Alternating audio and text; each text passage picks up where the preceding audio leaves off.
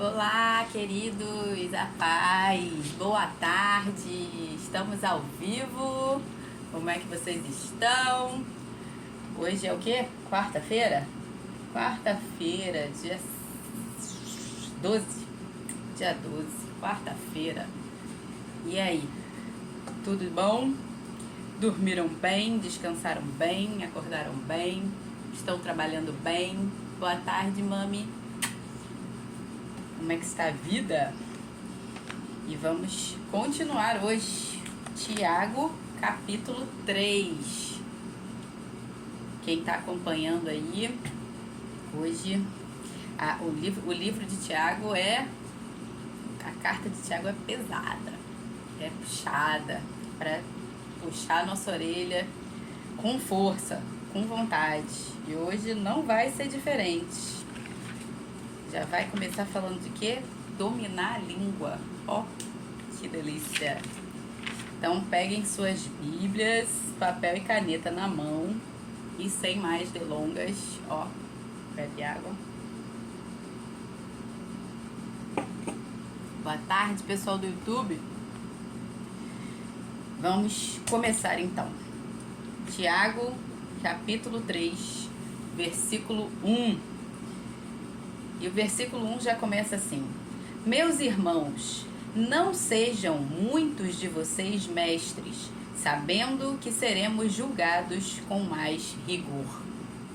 O que Tiago está dizendo aqui é que cada um de nós compareceremos diante de Deus para prestar conta de tudo aquilo que nós fizemos, de tudo aquilo que nós falamos e de tudo aquilo que nós sabemos, tudo aquilo que nós tomamos conhecimento, principalmente conhecimento de quê? Conhecimento de Deus e da sua palavra. Boa tarde, irmã. Conhecimento de Deus e da sua palavra. Então nós vamos prestar conta, porque Ele nos exigirá de acordo com aquilo que nós conhecemos, da sua vontade, da sua sabedoria, da sua palavra. Então quanto maior for o nosso conhecimento, mais nós seremos exigidos. Lá em Lucas capítulo 12, verso 48, na parte B, diz assim: Mas aquele a quem muito foi dado, muito lhe será exigido, e aquele a quem muito se confia, muito mais se lhe pedirão. Então por que ele está dizendo aqui, né?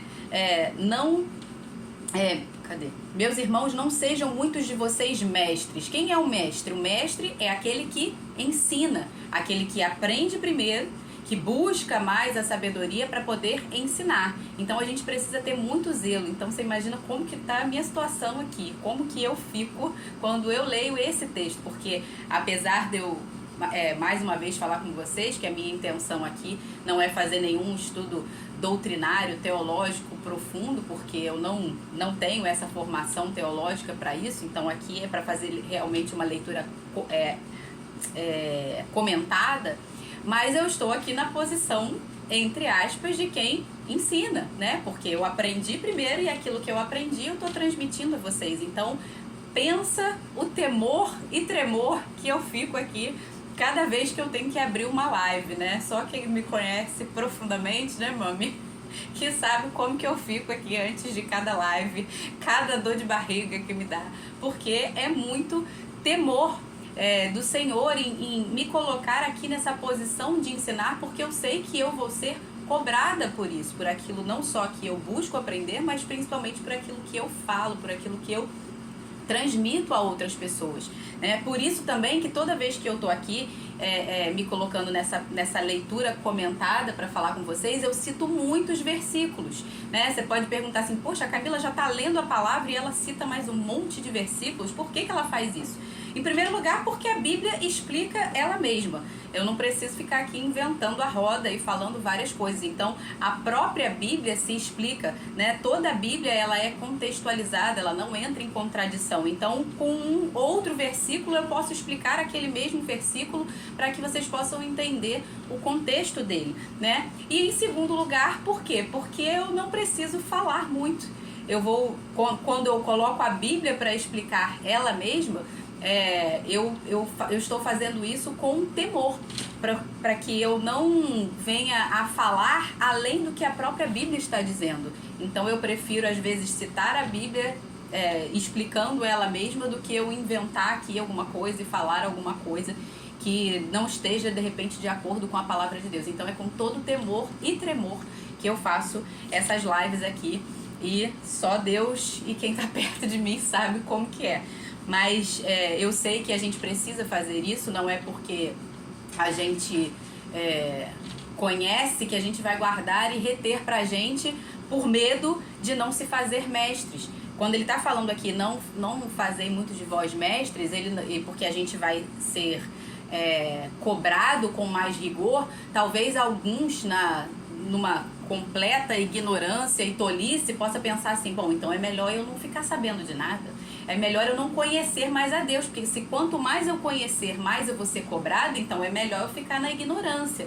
Isso é uma tremenda tolice, porque além de você perecer na sua ignorância, porque a palavra de Deus fala que o povo dele perece porque lhe falta conhecimento, então além de você ser tolo nesse sentido de não querer buscar a sabedoria e permanecer na ignorância, você também vai ser um desobediente, porque a palavra manda a gente buscar a sabedoria. A gente leu aqui na sequência de Provérbios, praticamente o livro de Provérbios inteiro falando o quê? Busque a sabedoria. A sabedoria é o próprio Deus, é o próprio Senhor Jesus. Busque a sabedoria com tudo que você tem, com tudo que você possui. Ame ela de todo o seu coração, com tudo que você possa ter para comprar. Compre a sabedoria. Deseje ela mais do que o ouro, mais do que a prata, mais do que joias preciosas. Então, nós precisamos buscar e desejar a sabedoria. Em Oséias, por exemplo, gente, já fui lá pra frente, já pulei aqui algumas coisas. Em Oséias 6:3, na parte A, diz assim: conheçamos e prossigamos em conhecer ao Senhor. Como a alva, a sua vinda é certa. Então, Deus nos instrui, nos ordena a buscar a sabedoria, a buscar conhecimento, buscar o entendimento. Então, é uma tolice, uma ignorância eu pensar dessa forma, achar, não, é melhor eu não conhecer, porque eu sei que eu vou ser mais cobrado lá na frente. Lá em... E por que ele está falando isso também, né? Meus irmãos, não sejam muitos de vós mestres, sabemos que seremos julgados com mais rigor.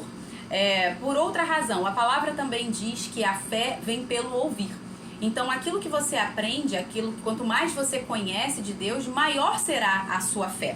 Lá em Filipenses 3,16 está escrito assim: andemos de acordo com o que já alcançamos. Na versão NVT, esse mesmo versículo de Filipenses 3,16, né, na nova versão transformadora, está escrito assim: contudo, devemos prosseguir de maneira coerente com o que já alcançamos. Ou seja, naquilo que você já alcançou de conhecimento, da sua medida de fé, por isso que as pessoas citam até como se fosse um versículo bíblico, mas não é um versículo bíblico, né? Citam assim: cada um ande conforme a medida de fé que já alcançou. Esse texto bíblico não existe, tá? Isso aqui, esse entendimento é correto, mas não é um versículo bíblico. Na verdade, ele é como se fosse a junção de dois versículos bíblicos. Esse aqui que eu acabei de citar, de Filipenses 3,16, e de Romanos 12:3, que diz assim: porque pela graça que me foi dada, digo a cada um de vós que não pense de si mesmo além do que convém. Ou seja, não se faça maior do que aquilo que você realmente é, para que você não se coloque como tropeço nem para você mesmo, nem para os outros. Então, não seja soberbo, né? Não se exalte, não se ensoberbeça, não pense de você além do que convém. Antes, pense com moderação, segundo a medida de fé que Deus repartiu a cada um. Então, é como se fosse o entendimento desses dois textos, né? E aí as pessoas citam, cada um ande conforme a medida de fé que já alcançou. Mas o entendimento é esse mesmo. A gente precisa andar conforme a medida de fé que já alcançamos. E a fé vem como? Vem pelo ouvir, pelo conhecer a palavra de Deus, por conhecer mais a Deus e a sua vontade. Então, quanto mais a gente conhece, mais a gente vai ser cobrado a viver de modo coerente. A nossa fé tem que ser a gente tem que andar na fé de acordo com a medida que a gente já alcançou, ok? Então, a gente tem que buscar o entendimento. A gente não pode cair nessa tolice de achar, eu não vou buscar a sabedoria então, porque eu vou ser cobrado por isso. Busque a sabedoria, tá? Então a questão não é sobre buscar a sabedoria ou não, isso a gente já entendeu, a gente precisa buscar a sabedoria. Mas a questão é andar com temor e tremor de acordo com aquilo que a gente conhece. Andar de modo coerente, andar de modo digno. Por isso lá em Provérbios também diz, no capítulo 9, verso 10, o temor do Senhor é o princípio da sabedoria e o conhecimento do santo é prudência. Então, de acordo com aquilo que já alcançamos, se a gente ouvir e obedecer, ou seja, praticar aquilo que a gente aprende, a gente vai andar, vai viver de modo coerente, com temor e com tremor, né? Com prudência. A prudência é justamente isso, é o quê? Ouvir e praticar. Isso é a prudência, tá? Então vamos continuar aqui. Olha só o tanto de coisa só no versículo 1, primeiro versículo. Então vamos continuar. Mas hoje eu acredito que vai ser mais rápido, tá? Eu acho que o que tinha de mais... De maior quantidade aqui era no versículo 1 mesmo, mas vamos lá. Verso 2 a 12. Porque todos tropeçamos em muitas coisas. Se alguém não tropeça no falar, é um indivíduo perfeito, capaz de refrear também todo o corpo. Ora, se colocamos um freio na boca dos cavalos para que nos obedeçam, também lhes dirigimos o corpo inteiro. Observem igualmente os navios que, sendo tão grandes e impelidos por fortes ventos, são dirigidos por um pequeníssimo leme e levado para onde o piloto, em outras versões está o timoneiro, para onde o piloto quer.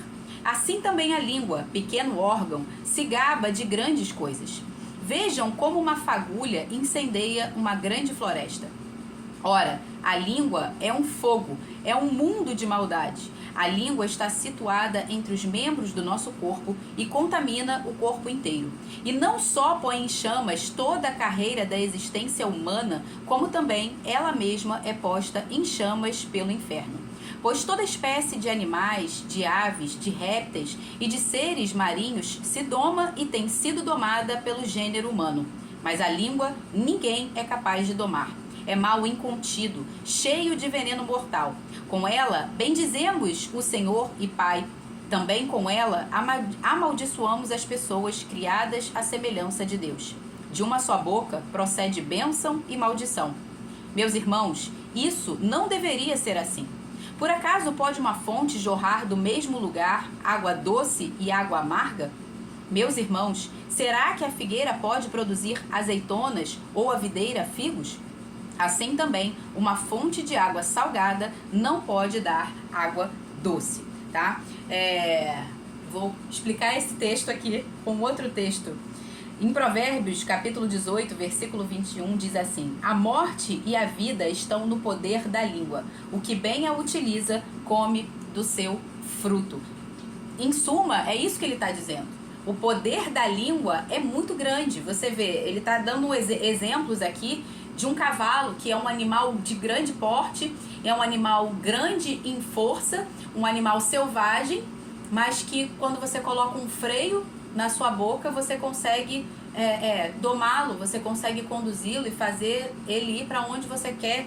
Ele dá o exemplo do navio. Você pensa um navio gigante, o leme, o timoneiro vai lá no leme do navio e aquele lemezinho ali atrás do navio vai conduzindo o navio. É um leme pequeno, se for você prestar atenção em proporção ao tamanho do navio. Assim também a nossa língua. Ele também dá o exemplo aqui de uma floresta, né? Você percebe que ele vai aumentando os exemplos. Primeiro começou com um cavalo, depois começou com um navio e agora uma floresta, né? Uma floresta normalmente supõe-se que é muito maior do que um navio. Você vê uma floresta. Se você tá num tempo de seca, por exemplo, né? Você pega uma pessoa ignorante que ainda joga lixo na rua e a pessoa joga ali uma guimba de cigarro e aquilo ali coloca uma floresta inteira em chamas por causa de uma faísca, de um pequeno fogo.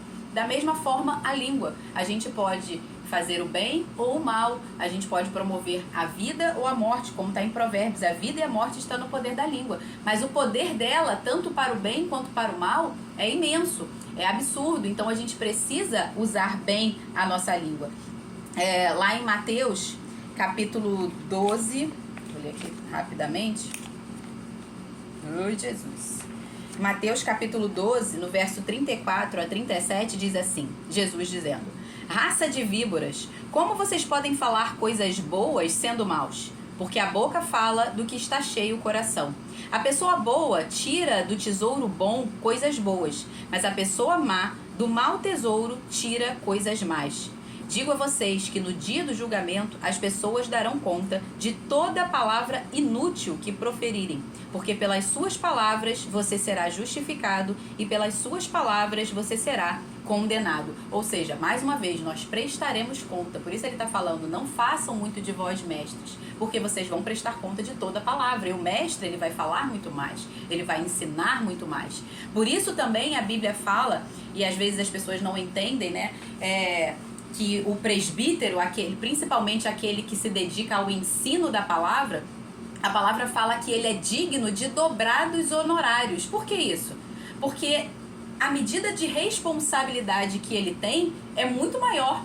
Então é justo que ele ganhe mais por essa medida de responsabilidade. Às vezes a gente lê o texto da palavra que fala sobre o corpo, e Paulo fala, né, que às vezes aqueles membros do corpo que a gente acha que são de menor importância, esses são dignos de maior honra, porque às vezes a gente pensa assim, o coração é muito importante, o pulmão é muito importante, mas a mão não é tão importante assim.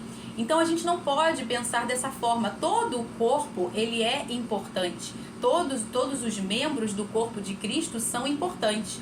Porém, alguns estão lidando com a vida de uma maneira que exige muito mais responsabilidade. Um pastor, é a mesma coisa em profissões. Por que é justo que um médico ganhe mais?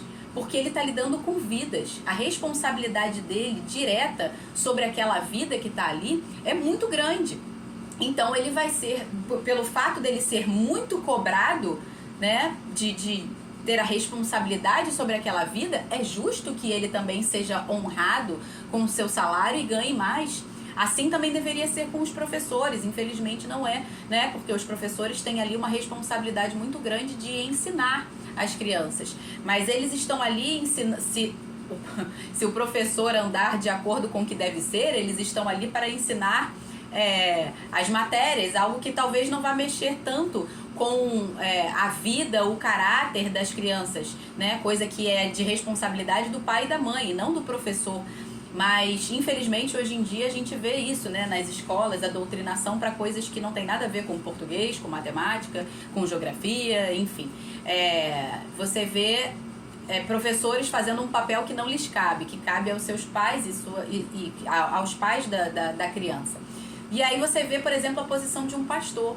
Um pastor, ele precisa de dobrados honorários, porque ele está ensinando ali princípios e valores que podem ou fazer uma pessoa prosperar ou podem destruir a vida de uma pessoa se ele ensinar de maneira errada. Se ele pegar um versículo, um texto da Bíblia ou a palavra de Deus e transformar aquilo ali em um ensino errado, ele pode destruir a vida de uma pessoa ou de muitas pessoas. Então é justo que, se ele se esmera e se dedica no ensino da palavra, que ele receba dobrados honorários. Então, cada membro do corpo, a gente não pode pensar assim, não, todos nós somos iguais, então todos nós temos que receber a mesma coisa. Aquela mentalidade socialista, comunista, né, que todo mundo tem que receber a mesma coisa, que não há mérito, enfim. Claro que há. Claro que há diferença. Todos nós, diante de Deus, debaixo da graça, nós somos iguais. Todos nós recebemos graça do Senhor para ser salvos igualmente. Porém, na medida em que você mais se dedica, é justo que você receba mais. Aquilo que você semeia, você colhe. Então, nós não somos iguais em termos de mérito, em termos de receber. Alguns vão se dedicar mais, alguns vão assumir responsabilidades maiores, então é justo que essas pessoas também recebam mais. Então, quando ele está falando aqui, não fazer muito de vós mestres, porque sabemos que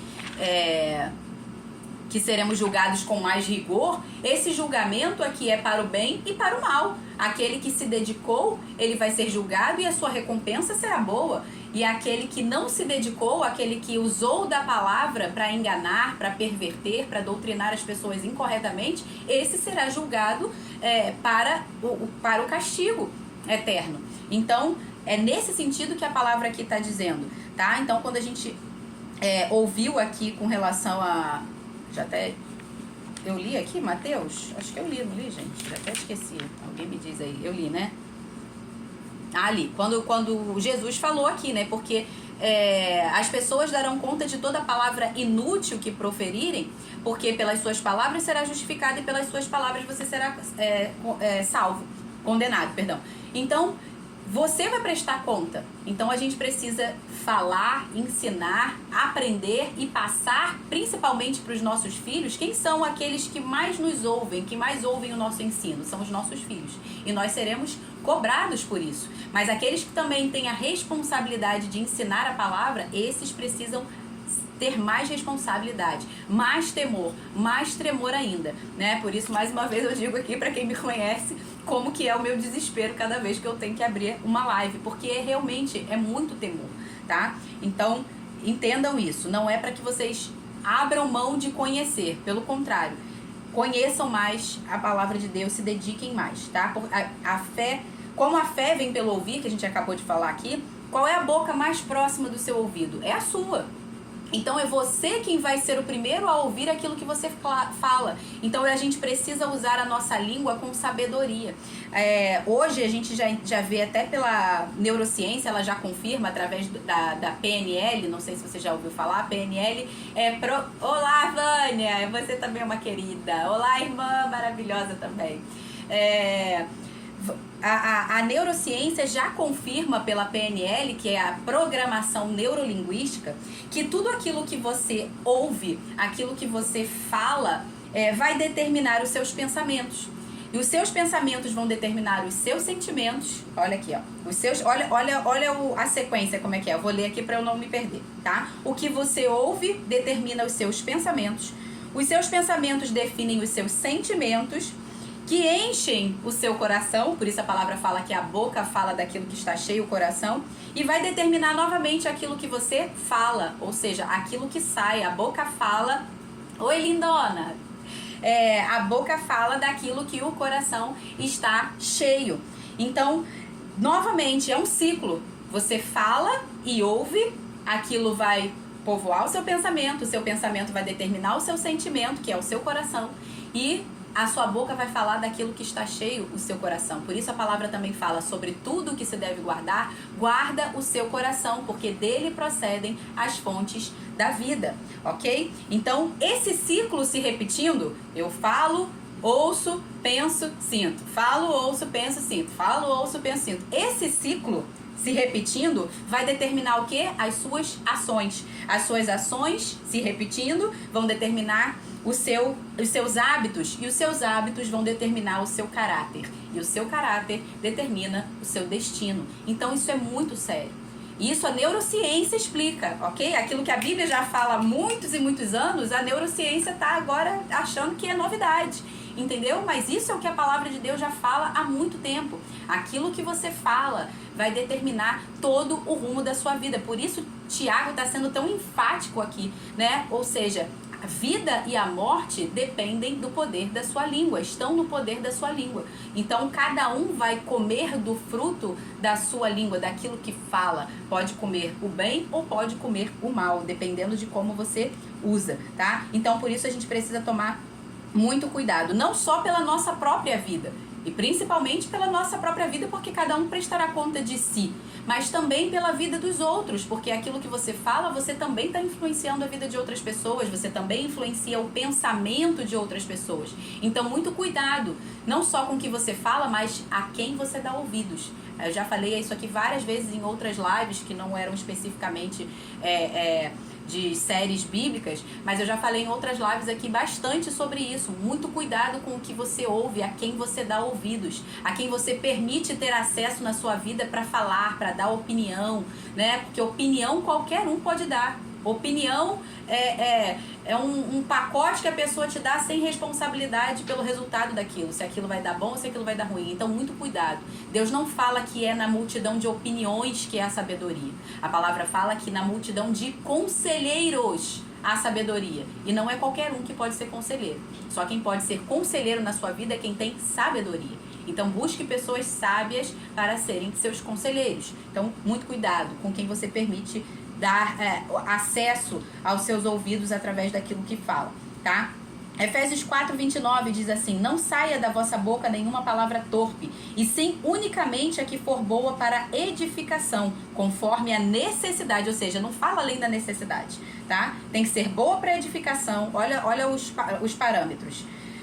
Boa para edificação, se não for para edificar, não precisa falar. Conforme a necessidade. Tem necessidade de você falar, sendo para edificação ou não, às vezes não é necessário. Às vezes você precisa ficar calado. Então, se não for necessário, cala a boca. Assim transmita graça aos que ouvem. O que é transmitir graça aos que ouvem? Graça, ela é uma capacitação. A palavra fala, pela graça sois salvos mediante a fé. E isso não vem de vós, é dom de Deus, não vem de obras para que ninguém se glorie. Amém. A palavra graça é um favor, o favor, não é um favor, que fique muito claro. É o favor, a gente conhece com essa definição, né? Que graça é um favor imerecido, ou seja, Deus nos concedeu um favor, nos salvando, tendo misericórdia da nossa vida quando nós não merecíamos. Isso é o conceito principal de graça. Mas não é somente isso. A graça também é uma capacitação. Tudo aquilo que Deus nos ordena fazer na sua palavra é a graça dele que nos capacita. É como se, através da graça, ele nos tivesse concedido a instrumentalidade para a gente fazer aquilo que é necessário, aquilo que ele nos ordenou a fazer. Então, a graça é para isso. Então, quando ele está falando assim, que a sua palavra deve transmitir graça aos que ouvem, então não fala só no contexto de misericórdia, no contexto de alcançar aquelas pessoas para salvação, mas que também seja instrumento para que elas sejam capacitadas a obedecer a palavra, ok? A obedecer os mandamentos do Senhor, aquilo que o Senhor ordenou. Então, a nossa palavra deve ser para isso, para edificar, para fazer crescer, para construir, e nunca para destruir, nunca para derrubar, tá? Então, a gente precisa ocupar os nossos ouvidos, os nossos olhos, a nossa bendita língua, tá? Com aquilo, ocupar com aquilo que é bom, já que isso vai determinar os nossos pensamentos, os nossos sentimentos, as nossas ações, o nosso caráter, os nossos resultados, os nossos frutos e o nosso destino, tá? Filipenses 4:8 e 9 diz assim, aí você até pode pensar assim, né? Com que a gente vai ocupar os nossos ouvidos, os nossos olhos e a nossa bendita língua, né? Já que ela vai determinar tudo isso, com que a gente vai ocupar? Então, a gente tem lá a cola, a dica, a resposta em Filipenses 4:8, 9. Porque se aquilo que a gente fala vai determinar os nossos pensamentos, então a palavra aqui já está dizendo com que você deve ocupar o seu pensamento. E aquilo que você deve ocupar o seu pensamento, automaticamente vai ser o que você precisa ocupar: a sua língua, os seus ouvidos, os seus olhos. Então, Filipenses 4:8, eu amo esse versículo, ele está sempre, né, no meu entendimento. Filipenses 4:8 diz assim: finalmente, irmãos, tudo que é verdadeiro, preste atenção, isso vai ser um filtro para tudo na sua vida. Tudo que é verdadeiro, ou seja, se é mentira, não se ocupe disso. Tudo que é respeitável, tudo que é justo, tudo que é puro, tudo que é amável, tudo que é de boa fama. Cadê o óculos?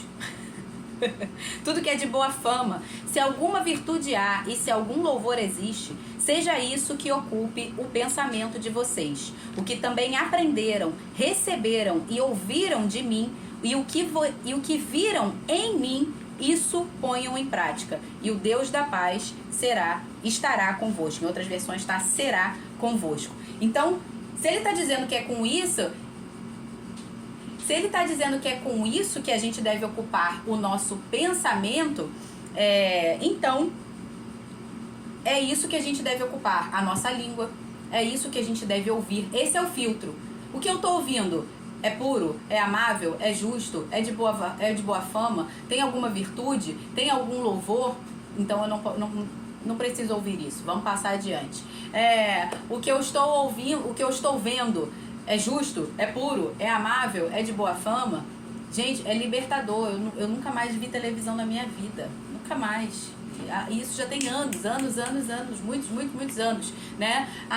Uma vez na vida, outra na morte, ver um filme é raríssimo. E quando vejo, normalmente é um filme cristão, ou para me dar alguma ajuda, algum entendimento, algum embasamento nesse sentido. Mas é muito raro. Então, isso é libertador, porque você decide, você escolhe intencionalmente aquilo que você vai ver, aquilo que você vai ouvir, aquilo que você vai ocupar a sua mente. E aquilo que vai ocupar a sua mente vai encher o seu coração, e a sua boca vai falar daquilo que está cheio do seu coração. Agora, se você vive dispersa, se você não busca ser intencional naquilo que você ouve, naquilo que você fala, naquilo que você vê, teu coração vai estar cheio de coisa, e quando você vê, você está falando coisas que não deveriam. Porque, e isso vai repetindo o ciclo, cada vez mais. Então, vamos lá. Então, se colocarmos Filipenses 4:8 nesse ciclo que a gente viu lá em cima, lembra que eu falei do ciclo? Que você ouve e determina os seus pensamentos, ouve e vê, né? Determina os seus pensamentos, que define seus sentimentos, que determina o que você fala, as suas ações, os seus hábitos, o seu caráter e o seu destino. Então, se a gente coloca Filipenses 4:8 nesse ciclo, qual vai ser o resultado? O resultado vai ser exatamente aquilo que Deus nos manda em Romanos 12:2, que a gente sempre fala aqui também. E não vos conformeis com este século, mas transformai-vos pela renovação da vossa mente, para que experimenteis qual seja a boa, agradável e perfeita vontade de Deus. Então, se eu coloco Filipenses 4:8 nesse ciclo, e em vez de tornar ele um ciclo vicioso, eu torno um ciclo virtuoso, qual vai ser o resultado? A renovação da minha mente. E a renovação da minha mente é justamente aquilo que a palavra fala com relação à salvação da alma, o nosso processo de santificação, que é a coisa mais importante que nós temos que fazer, porque quando nós recebemos a Jesus, o Espírito nasce de novo e está pronto, não há mais nada a ser feito. Mas a palavra fala que a nossa luta, o nosso entendimento, toda a nossa dedicação deve ser para a salvação da nossa alma. Ok? E a salvação da nossa alma é justamente o quê? É essa renovação da nossa mente, do nosso entendimento, trazer todo o pensamento cativo à obediência de Cristo, ok? E esse cativo aí não é de cativar somente no sentido de carinho, é a pessoa cativante, não, é cativar no sentido de prender a Cristo todos os nossos pensamentos, eles estarem presos, né?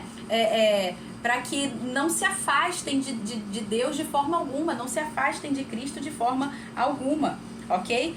Então a gente precisa declarar a palavra, a gente precisa profetizar. Às vezes a palavra profetizar é entendida de maneira errada, né? Como se fosse tipo assim, Deus me deu uma revelação e eu vou lá e falo aquilo, declaro aquilo. Também, profetizar também é isso, mas não somente isso.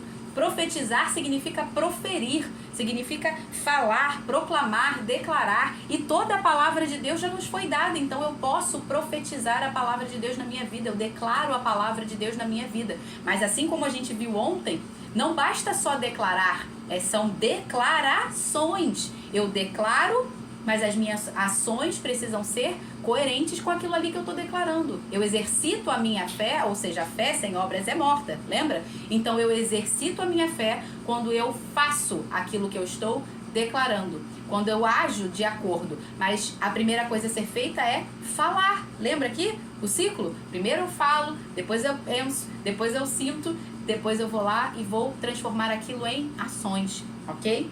Então declare, profetize a palavra de Deus na sua vida, profetize a palavra de Deus na vida de outras pessoas, profetize a vida que você quer viver em Cristo e quem você quer ser em Cristo, quem Ele te chamou para ser nele. Declare isso todos os dias, tá? Assim como um piloto, como ele diz aqui, né, como timoneiro que vai conduzindo um navio imenso com a língua, com o leme, com um pequeno leme, então a gente pode, com a nossa língua, também conduzir a direção da nossa vida, para onde a gente quer ir. Então, se a sua vida está sendo dirigida para um lugar que você não quer, significa que você não está usando a sua língua de maneira correta. não só para declarar, mas para agir de acordo com aquilo que você crê. Então, muito cuidado para onde você está dirigindo a sua língua. Cuidado com poucas palavras, com pequenas palavras. Se você acha que não dá conta de falar aquilo que tem que ser falado, fica calado. Que aí esse processo de gerar o pecado através da língua, ele é abortado. Então, muito, muito, muito cuidado. Como a gente viu no capítulo 1, falando também sobre isso, tá? Então, se a gente conduzir a nossa língua, a gente conduz toda a nossa vida. Verso 13 a verso 18. Quem entre vocês é sábio e inteligente, mostre as suas obras em mansidão de sabedoria mediante a sua boa conduta. Se pelo contrário, vocês têm em seu coração inveja amargurada e sentimento de rivalidade, não se gloriem disso, nem mintam contra a verdade. Essa não é a sabedoria que desce lá do alto. Pelo contrário, é terrena, animal e demoníaca. Pois onde há inveja e rivalidade, aí há confusão e toda espécie de coisas ruins, tá? Se tem algo que o Senhor abomina, que de fato é a raiz de...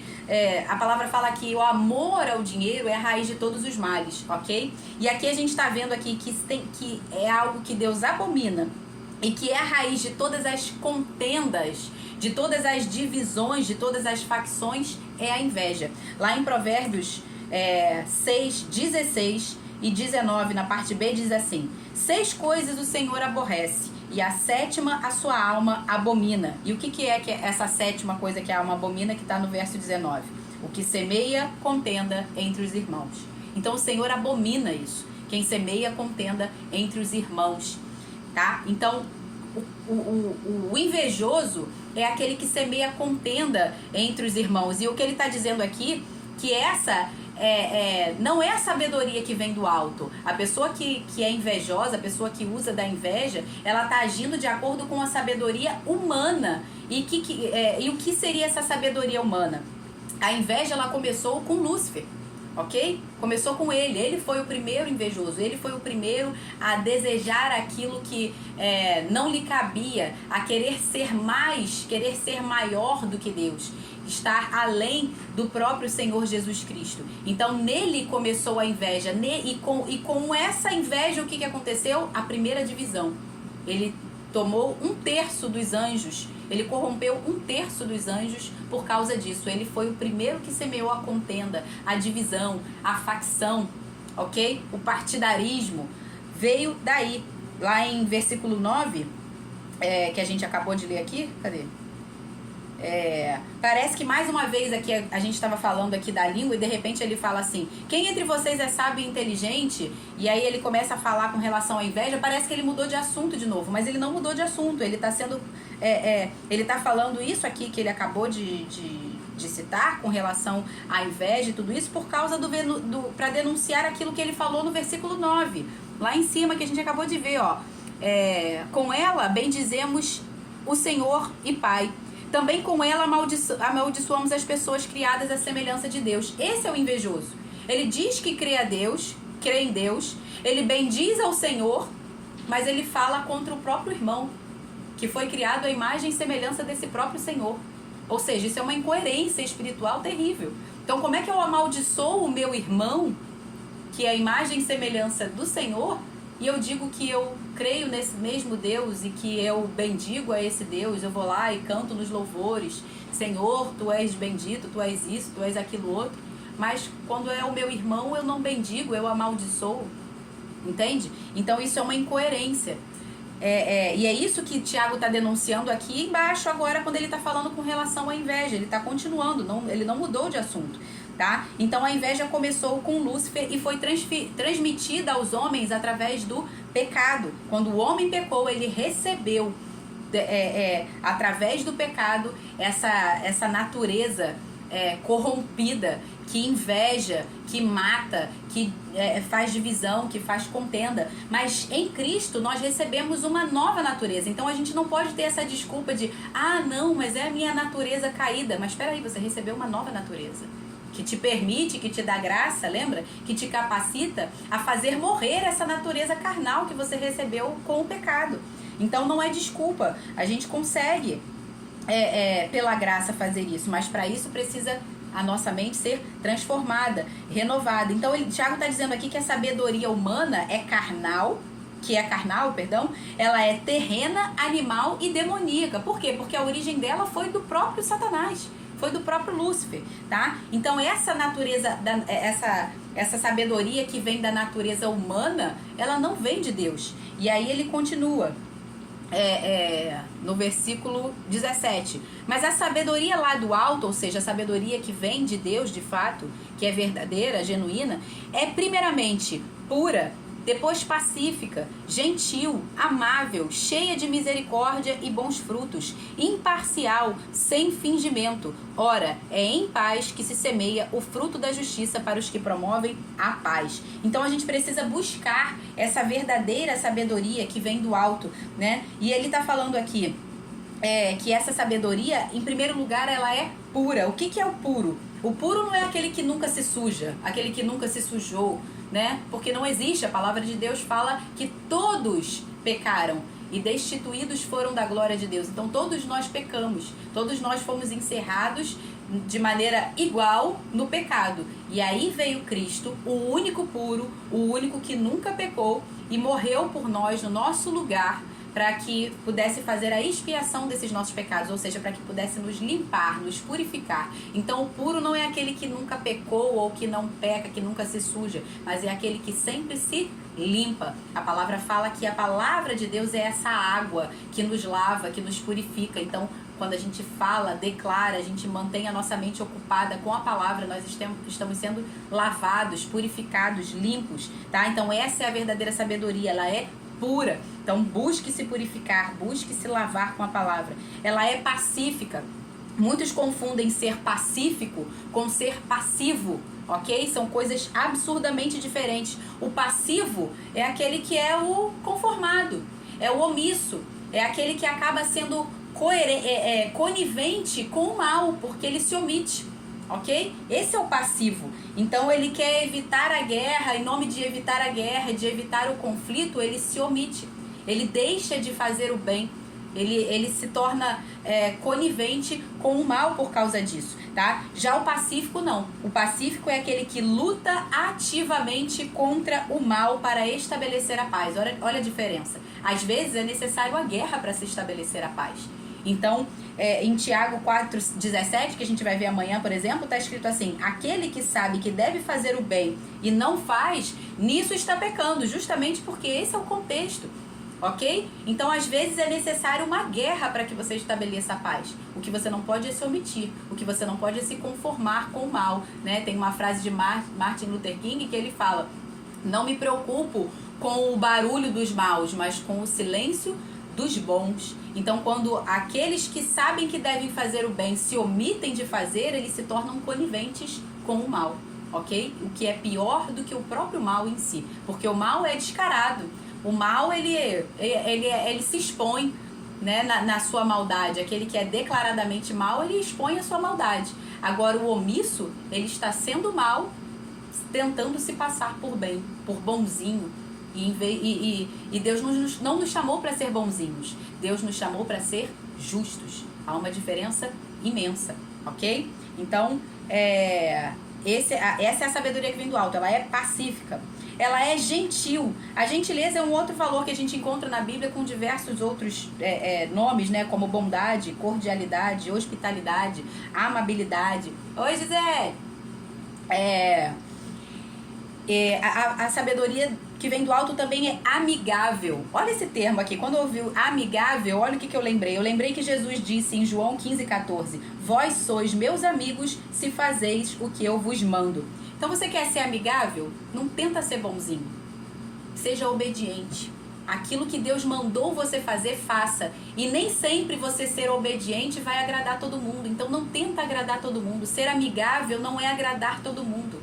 Ok? Jesus não agradou todo mundo de forma alguma, pelo contrário, ele foi pedra de tropeço, ele foi escândalo para muita gente. Por quê? Porque ele só obedeceu aquilo que o Pai mandou ele fazer.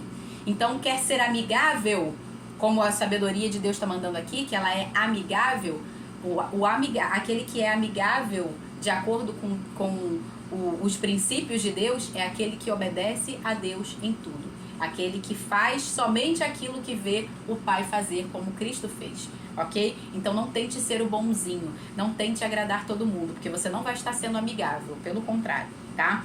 Ela também é cheia de misericórdia. O que é ser cheio de misericórdia? É estender o perdão a quem merecia condenação. Foi o que Deus fez conosco. Nós merecíamos o quê? Condenação, cruz, inferno. E Ele foi lá e estendeu a nós a sua misericórdia. Ele é cheio, Ele é pleno de misericórdia. Ele é a própria misericórdia, ok? Bons frutos, a palavra fala que ela também é cheia de bons frutos. Que frutos são esses? Fruto do Espírito, amor, paz, bondade, benignidade, mansidão, domínio próprio, ok? Contra essas coisas não há lei. Imparcial, como a gente viu ontem, não é isso? Ontem. Ou seja, não faz acepção de pessoas, não age com parcialidade. E, por fim, é sem fingimento, ou seja, não é hipócrita, não é dissimulada, não é falsa, ok?